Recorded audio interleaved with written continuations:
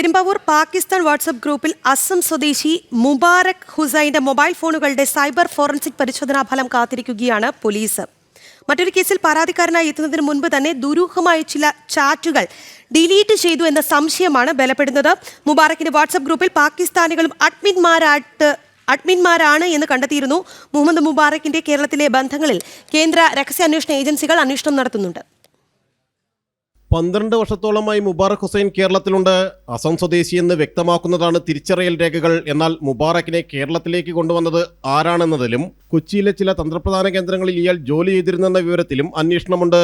Mobile ഫോണിന്റെ cyber forensic പരിശോധനാ ഫലം ലഭിച്ച ശേഷം വിശദമായ അന്വേഷണത്തിലേക്ക് കടക്കുമെന്നാണ് ആലുവ റൂറൽ പോലീസ് അറിയിച്ചിട്ടുള്ളത്. വിശദമായ പരിശോധനയാണ് ആവശ്യപ്പെട്ടുള്ളത്. പെരുമ്പാവൂർ പോഞ്ഞാശ്ശേരിയിലെ തന്റെ താമസ സ്ഥലത്ത് 5-അംഗ സംഘം അതിക്രമിച്ചു കയറി പണം അപഹരിച്ചെന്ന പരാതിയുമായാണ് മുബാറക് പെരുമ്പാവൂർ പോലീസ് സ്റ്റേഷനിലെത്തിയത്.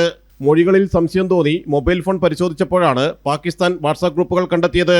മറ്റു ചില സമൂഹ മാധ്യമ ഗ്രൂപ്പുകളിലൂടെ കുട്ടികളുടെ നഗ്നദൃശ്യങ്ങൾ കണ്ടതിനും പ്രചരിപ്പിച്ചതിനും പ്രതിക്കെതിരെ പോക്സോ കേസും രജിസ്റ്റർ ചെയ്തിരുന്നു. എന്നാൽ ഫോണിൽ നിന്ന് ചില വിവരങ്ങൾ ഡിലീറ്റ് ചെയ്തതായാണ് പോലീസ് സംശയിക്കുന്നത്. സൈബർ ഫോറൻസിക് പരിശോധനാ ഫലത്തിൽ ഇത് വ്യക്തമാകും.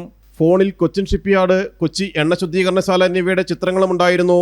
തുടർന്നാണ് പ്രതി മുമ്പ് താൽക്കാലിക ജോലികൾ ചെയ്തിരുന്ന സ്ഥാപനങ്ങൾ കേന്ദ്രീകരിച്ചും അന്വേഷണം നടക്കുന്നത്. ജനം, കൊച്ചി.